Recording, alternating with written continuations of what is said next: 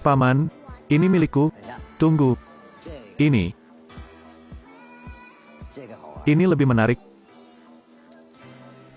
Nama pria itu adalah Truong Chuan. Orang yang kejam dan jahat yang telah membunuh lebih dari 50 orang. Jumlah barang curian berjumlah 8 juta yuan. Pada tahun 1991, bandit Lao Ung sangat kuat. Mereka pergi ke toko emas dan perak di Jalan Changpu. Saat pintu lipat tertutup, ketiga perampok beraksi. Saat itu, seorang polisi yang lewat melihat toko emas tersebut. Sesuatu yang salah. Jadi dia keluar dari mobil untuk masuk. Tanpa diduga, tindakannya ini ditemukan. Polisi itu pergi ke tiang telepon umum untuk meminta bantuan.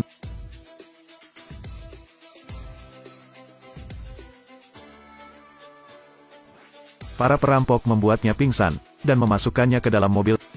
Zhang Chuan mengeluarkan pistol Browning dan mengancam. Polisi, hanya kamu, berikan lawakan. Kalau lucu, kalau begitu aku akan menyelamatkan hidupmu. Hahaha, katakan padaku. Katakan padaku, ketika Truong Chuan hendak membunuhnya, sirene polisi berbunyi. Saat Truong Chuan melihatnya, dia menutup matanya, membuangnya keluar dari mobil untuk menghentikan polisi. Tanpa diduga, dia menggigit telinganya.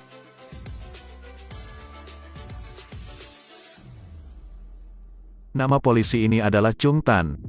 Dia telah menjadi petugas polisi kriminal selama lebih dari 10 tahun. Tapi ada hari-hari di penjara. Setelah itu, dia langsung menyelidiki negara bandit Lang Lao ini. Dia menemukan bahwa sebelumnya, Truong Chuan telah melakukan kejahatan 2 kali. Dirampok aset sebesar 2,3 juta yuan. Sekarang petunjuknya adalah selongsong peluru di tempat kejadian. Ketika sisi polisi menemui jalan buntu. Kemudian pihak Truong Chuan sudah memulai perampokan berikutnya. Pertama, dia menghitung waktu kedatangan polisi.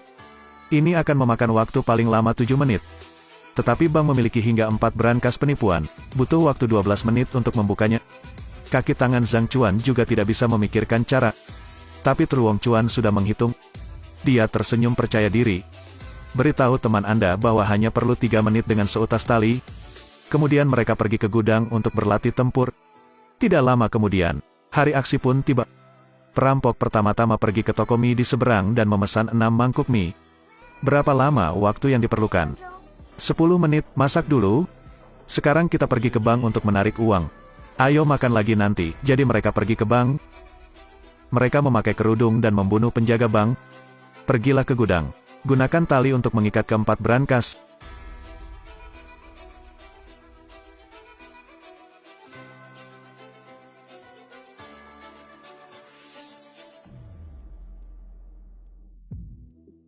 Mereka kembali ke toko mie.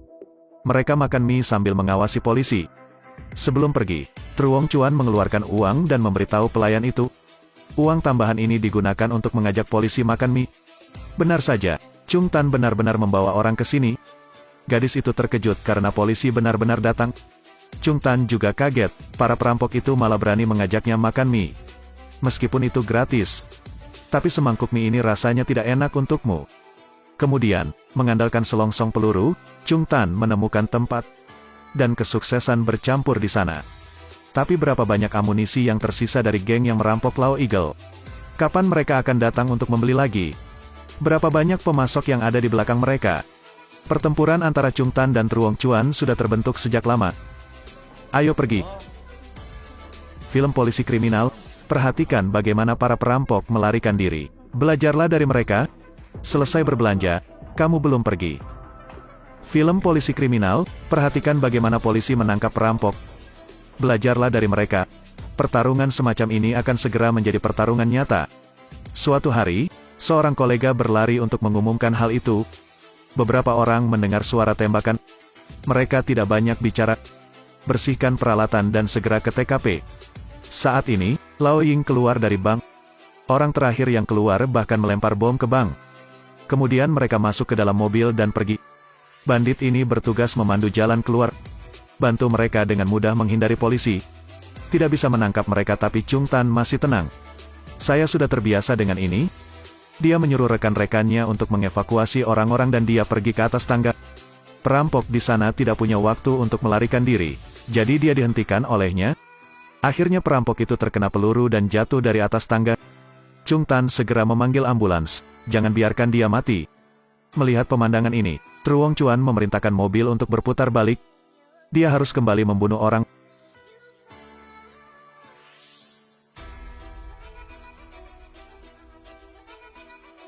Perampok keluar dari mobil dengan senapan dan melepaskan tembakan ke arah polisi. Kemudian mereka datang di depan perampok. Zhang Chuan melempar bom untuk mengantarnya pergi.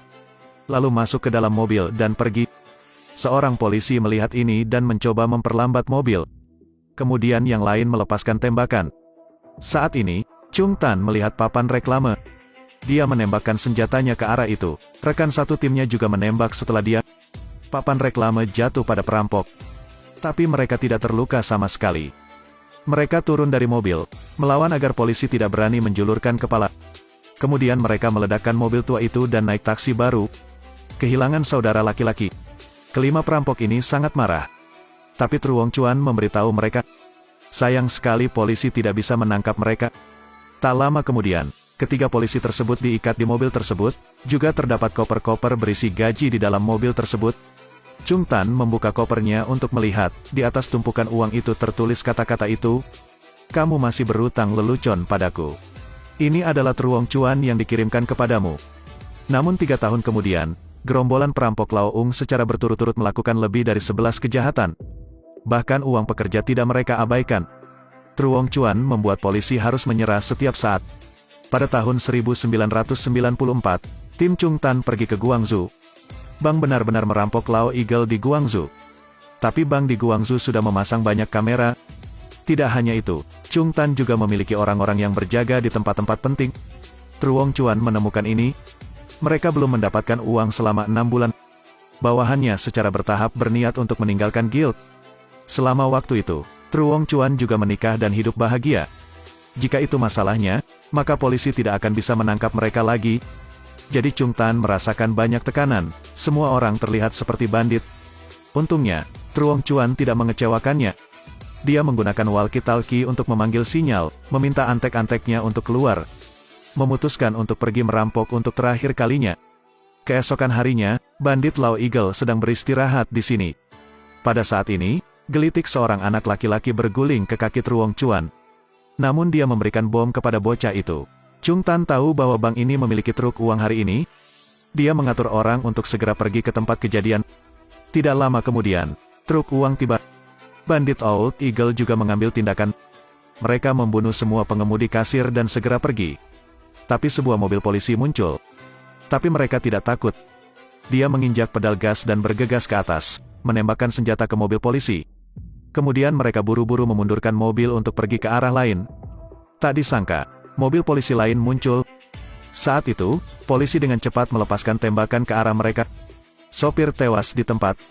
Mereka harus mengambil inisiatif untuk menyerang. Truong Chuan menembaki mobil polisi di belakang. Kaki tangannya menghentikan mobil ambulans. Kemudian mereka melemparkan bom yang meledakkan mobil tersebut. Setelah pertempuran sengit beberapa saat, para bandit hendak mundur. Jadi masuk ke mobil dan pergi.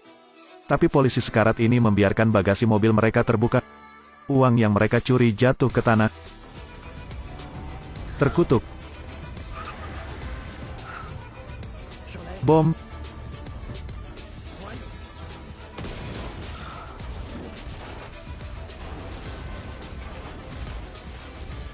Saat para bandit pergi, pertempuran berakhir. Chung Tan menghitung korban, termasuk polisi dan warga sipil. Ada total 9 tewas, 30 luka-luka. Untungnya, bom di tangan bocah itu ditemukan tepat waktu. Bank merampok Old Eagle, membuat semua orang marah. Zhong Cheng segera memanggil seluruh kepolisian. Mereka menemukan perampok di sebuah hotel. Polisi dengan cepat mengepung. Namun saat Chung Tan tiba, terjadi kekacauan. Seorang bandit di lantai atas ditembak di perut. Dia mencoba melompat ke lantai 1. Polisi wanita itu juga melompat dan menembaknya hingga tewas. Perampok lain memegang 2 bom di tangannya untuk bertahan.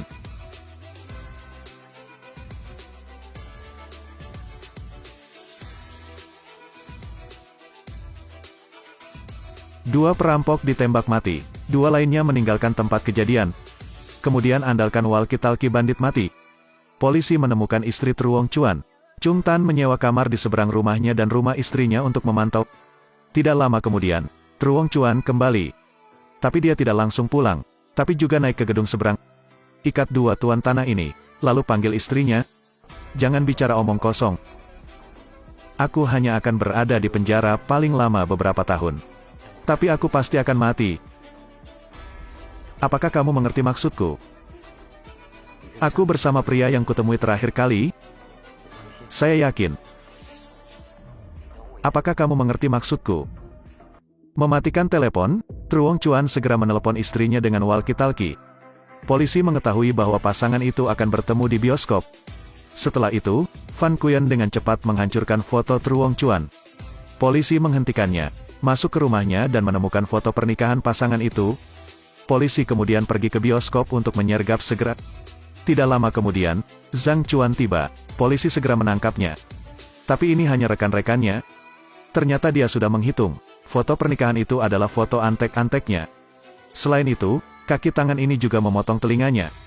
Karena sebelumnya Chung Tan pernah menggigit telinganya. Meskipun Chung Tan melihat telinga ini, sepertinya dia tidak digigit sama sekali.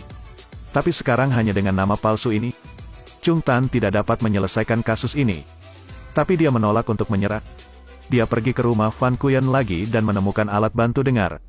Tapi polisi ini telah menemukan semua orang yang berhubungan dengan Truong Chuan. Dan berikan juga walkie-talkie-nya ke Chung Tan. Setelah itu, Chung Tan mengetahui bahwa dia telah merampok di mana-mana selama beberapa tahun. Tapi tidak pernah melakukan kejahatan di Fan Pong. Maka itu adalah sarangnya, atau akan menjadi TKP berikutnya. Sekarang tinggal menunggu dia memasukkan kepalanya ke jaring. Akhirnya hari ini walkie-talkie juga berbunyi. Truong Chuan membeli peralatan. Di mana hujan selamanya. Sederhananya, itu berarti kamar mandi. Chung Tan segera menyelidiki 38 pemandian umum. Secara tidak sengaja dia melihat seorang induk semang memakai alat bantu dengar. Saya menemukan bahwa dia ternyata adalah ibu Truong Chuan. Sungguh kebetulan. Setelah itu, Chung Tan pergi ke kamar mandi dan bertemu dengan Truong Chuan. Teman, kamu masih berutang lelucon padaku. Apakah kamu tahu bagaimana elang jatuh dari langit? Begitu dia selesai berbicara, suasana menjadi tenang. Saat ini, seseorang lewat. Truong Chuan menyebabkan senjata Chung Tan terbang keluar. Keduanya kemudian bertarung satu lawan satu. Chung Tan menggunakan borgol untuk mengunci salah satu lengannya. Kemudian mereka saling menarik hingga ke dasar tangki, berhasil mengunci tangannya. Elang tanpa sayap tidak memiliki kekuatan tempur. Pada hari eksekusi, Truong Chuan keluar dari mobil dan melihat sekeliling. Dia tidak mau menggertakkan giginya. Tapi saat dia berlutut ke tanah, dia melihat ke langit, dengan putus asa menerima nasibnya. Hari itu, dia dipaksa masuk mobil oleh saya. Apa yang kamu katakan saat itu? Aku akan memberitahumu sekarang. Apa yang saya katakan di dalam mobil adalah, aku akan menggigitmu erat-erat, aku tidak akan membiarkanmu pergi.